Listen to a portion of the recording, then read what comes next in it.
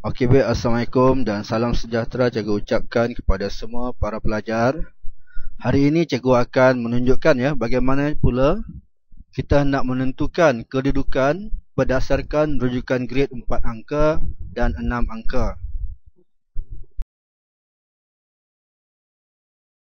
Okey, sebelum tu kita lihat dulu apa itu peta topografi. Sebab kedudukan yang kita akan cari nanti adalah berdasarkan kedudukan pada sesebuah peta topografi. Apa yang dimaksudkan dengan peta topografi ni? Okey, kita lihat ya. Yang pertama, peta topografi ialah peta yang menunjukkan keadaan bentuk muka bumi sesebuah kawasan. Contohnya, sama ada kawasan tersebut tanah pamah atau tanah tinggi atau pinggir pantai dan sebagainya. Okay. Yang kedua pula, peta topografi ini mempunyai garisan grid secara melintang dan menegak. Nanti kita akan lihat dalam slide yang berikutnya macam mana dia melintang dan macam mana dia menegak.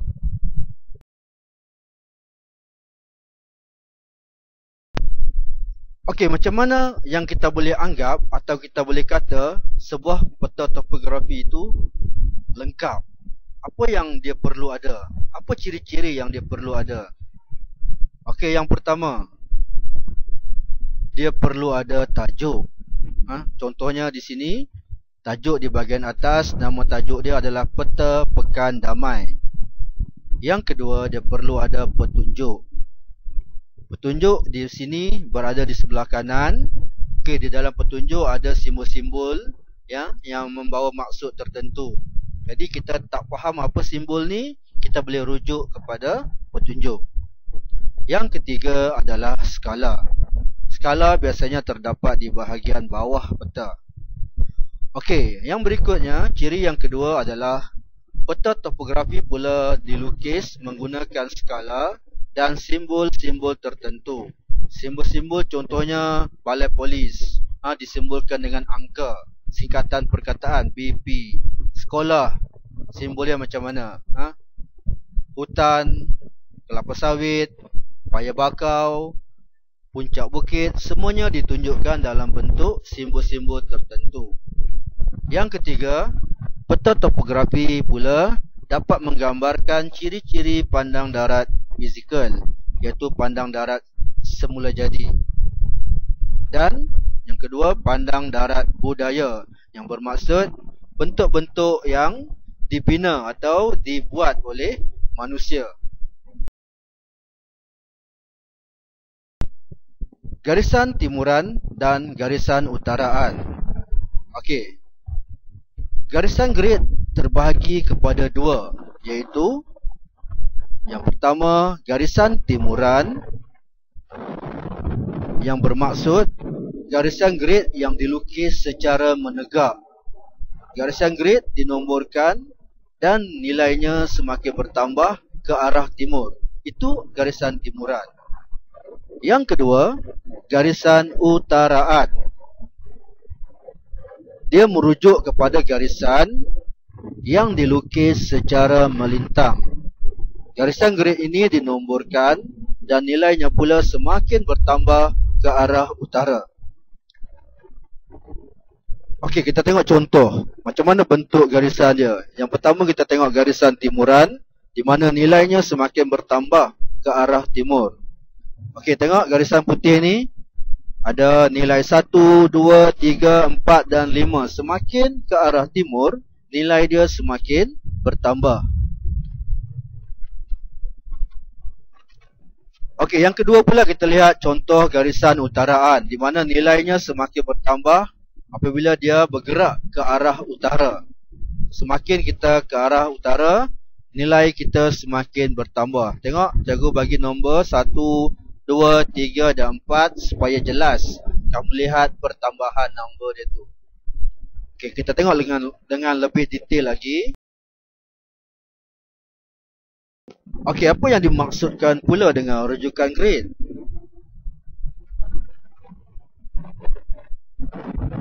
Rujukan grade adalah merujuk kepada kombinasi antara nilai garisan timuran dengan nilai garisan utaraan pada titik persilangan. Okey, kalau nanti cikgu akan buat contoh ya, nilai garisan timuran ni cikgu buat warna kuning dan nilai garisan utaraan warna merah untuk melihat perbezaan dengan lebih jelas. Dan yang warna kuning hendaklah dibaca dahulu, barulah kita baca garisan utaraan. Okey, tengok contoh di situ, garisan berwarna kuning. Ini adalah garisan timuran. Dan yang berikutnya adalah garisan utaraan. Okey, sekarang kita try buat latihan sedikit. Contoh, di sini kita buat titik A. Okey, macam mana kita nak nyatakan kedudukan pada titik A dengan berpandukan rujukan grade. Okey, seperti yang kita belajar tadi, kita perlu lihat garisan timuran dahulu, barulah diikuti dengan garisan utaraan. Sekarang titik A, kita lihat garisan timurannya di bahagian bawah. Okey, apa nama dia? Okey, namanya adalah 67. So, garisan timuran bagi titik A adalah 67. Sekarang kita tengok pula utaraan yang berwarna merah. Berapa nilai dia? 22. Okey, jadi garisan utaraannya pula adalah 22. Macam mana kita nak sebut? Apakah kedudukan A? Kita sebut 6722.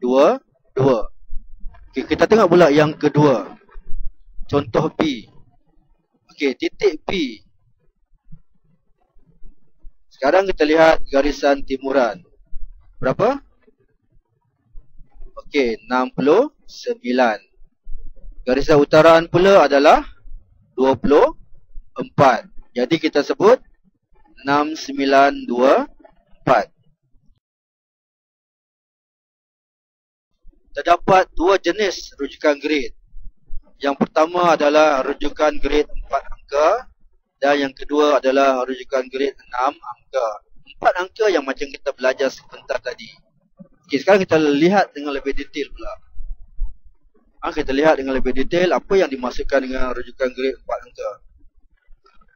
Okey, rujukan grade jenis ini dia lebih sesuai digunakan untuk menentukan kedudukan sesuatu kawasan yang luas dalam segi 4 grade. Contohnya lokasi kawasan hutan, kawasan pertanian ataupun kawasan paya. Okey, contohnya hutan. Kalau kawasan pertanian contohnya adalah sawah padi. Kalau paya contohnya hutan paya bakau. Okey, apa perbezaannya dengan rujukan grade 6 angka? Okey, kalau 6 angka pula dia lebih sesuai untuk menentukan kedudukan sesuatu objek atau ciri geografi yang lebih kecil atau yang lebih spesifik. Contohnya lokasi sekolah, masjid, puncak bukit, tanda tinggi dan sebagainya. Okey, contohnya masjid. Yang kedua ni apa? Puncak bukit. Dan yang ketiga ni adalah tanda tinggi. Ini contoh. Ada banyak lagi contoh-contoh yang lain. Mana cara kita nak membaca rujukan grade 4 angka? Okey, contoh. Kita bagi satu contoh di sini. Okey, ada peta pula di sini. Cikgu ambil satu keratan daripada peta soalan PT3. Okey, dia minta kita cari kedudukan kampung Ketapang. Apa langkah-langkah yang perlu kita buat untuk mencari kedudukan tersebut? Okey, langkah-langkahnya yang pertama, kita tentukan segi 4 grade bagi kedudukan kampung Ketapang dalam peta topografi. Okey, dalam peta ni ada banyak kampung. So, kita cari di mana kampung Ketapang. Kalau dah jumpa, kita buat peta. Okey, cikgu dah jumpa. Tengok, ada warna putih tu cikgu dah buat. Kampung Ketapang. Okey, dah jumpa, kita buat apa pula?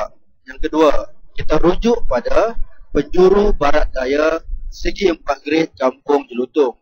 Kita dah ada peta putih tu, kita ambil sudut atau penjuru barat daya. Okey, sekarang cikgu tandakan dengan warna hitam. Okey, di situ dia punya kedudukan grade 4 angka dia. Okey, langkah yang ketiga, kita baca nilai garisan timuran dahulu macam tadi.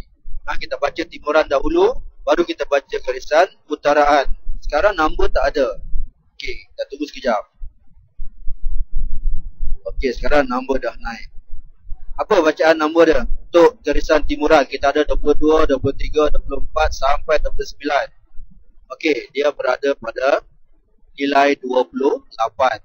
Jadi garisan timuran bagi Kampung Ketapang bagi rujukan grade 4 angka ialah 28. Okey, garisan utaraan pula. Okey, nombor dah naik. Sekarang kita lihat di mana dia berada. Okey, pada kedudukan 68.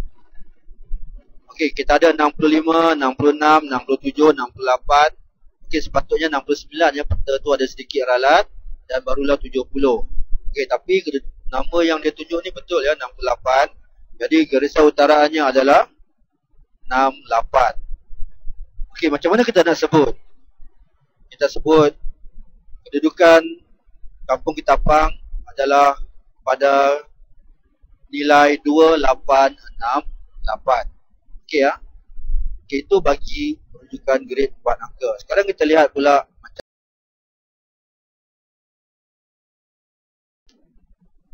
sekarang kita lihat pula macam mana kita nak baca rujukan grade 6 angka. Okey, kita dah ada peta. Okey, nombor dia sama. Okey, garisan utaraan pun masih sama nama dia. Ralat dia pun tak bertukar. 68 tu ada 2. Tak apalah, kita ada sedikit kesilapan di situ. Okey, sekarang kita nak cari di manakah kedudukan Bukit Mayang. Okey, Bukit Mayang dah jumpa. Kalau dah jumpa, kita nak buat apa? Okey, kita lihat ya langkah-langkah dia yang pertama. Macam tadi juga saya rasa. Okey, langkah yang pertama, kita kenal pasti kan? Sama kan langkah tadi? Kita kenal pasti segi 4 grade di mana terletaknya Bukit Mayang. Okey, tu cikgu dah buat tanda petak tu, warna coklat tu. Langkah yang kedua. Okey, kali ni ada sedikit perbezaan. Langkah yang kedua, kita bahagikan jarak antara garisan timuran 26 dan 27. Kenapa 26? Kenapa 27? Kita lihat di bawah tu. Petak tu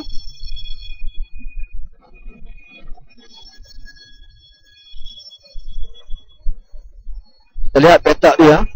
Petak tu berada di nilai 26 hingga 27. Okey, kita bagi besar petak ni supaya lebih jelas. Okey, Bukit Mayang cikgu dah besarkan image dia. Sekarang kita dah ada petak di mana garisan timurannya terletak di antara nilai 26 dan 27. Okey, dia kata kita buat satu garisan yang kecil, yang sekata daripada nilai 0 hingga 10. Okey, tengok Cikgu akan buat garisan di situ. Okey, sekarang dah ada garisan. Dan kita nilaikan atau bagi nombor pada garisan-garisan tersebut. Daripada nilai 0 hingga 10. Okey, di situ ada 1, 2, 3 sampai 9. 0 bermula di angka 26. Kemudian diikuti dengan 1, 2, 3 sampai 9. 10 adalah garisan 27. Okey, siap. Sekarang kita lihat pula langkah yang ketiga. Di langkah yang ketiga, apa yang perlu kita buat ialah langkah yang ketiga, kita bahagikan juga jarak macam tadi juga ya. Kita bahagikan jarak antara garisan utaraan 66 dan 67. Okey, itu 66 dan yang atas tu 67. Macam tadi juga kita buat satu garisan kecil-kecil dengan nilai 0 hingga 10. Okey, tengok cikgu dah buat. Sekarang kita bagi nombor 1 sampai 10. Okey, sekarang di mana dia punya kedudukan? Kita lihat langkah yang keempat. Dapatkan titik persilangan. Okey, di mana dia bersilang? Garisan timuran dengan garisan utaraan tu di mana dia bersilang? Yang merentasi Bukit Mayang. Okey, kita lihat mana? Kita cari Bukit Mayang. Okey, dia untuk garisan timuran dia bersilang dekat nombor 3. Jadi macam mana kita nak baca garisan timuran? Kita baca 26 ataupun kita sebut 263. 26 tu adalah garisan timuran, 3 yang warna kuning tu adalah dia punya nilai kecil dia. Jadi kita sebut 263. Okey, garisan utaraan pula bersilang di nombor ataupun nilai kecil yang keberapa? Yang ke-9 kan? Jadi kita sebut macam mana? 669. Jadi 6 angka bagi Bukit Mayang, iaitu 263669. Okey, cikgu rasa kita dah sampai ke penghujungnya. Itu saja daripada cikgu. Sekian. Terima kasih cikgu ucapkan kepada kamu yang sudi mendengar sampai habis. Semoga apa yang cikgu ajar kali ini bermanfaat untuk semua. Dan kalau boleh jangan lupa subscribe ya. Sehingga kita berjumpa lagi di lain masa. Assalamualaikum wabillahi taufiq wal hidayah. Assalamualaikum warahmatullahi wabarakatuh.